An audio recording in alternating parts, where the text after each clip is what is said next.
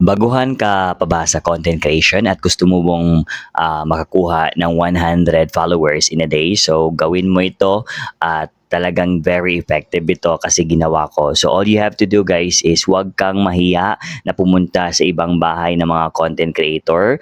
Makipagkilala ka, unahan mo na sila. Huwag kang mabahala or huwag kang matakot na hindi mabalikan. Kasi pag gusto mo talagang mabalikan ka, mag-comment ka ng 3 to 5 times doon sa kanilang mga bahay-bahay kasi yun yung ginawa ko.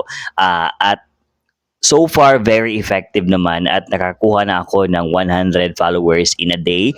Kaya tiyaga-tiyaga lang tayo kasi yung mga inunahan mo, babalik din yan sila sa iyo kasi gusto din nila na magkaroon ng maraming followers. Kaya tulungan tayo. Alam naman natin na lahat tayo is puro vlogger na.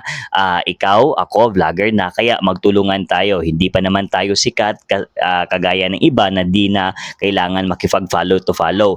Tayo, kailangan pa natin makipag-follow to follow para makilala ng ibang tao or ibang content creator na kagaya natin na mga maliliit pa lang. Kaya kung nagsimula ka pa na or gustuhin mo magsimula mag-vlog, huwag kang mahiya, huwag kang mahiyang umuna kasi babalik din yan sila.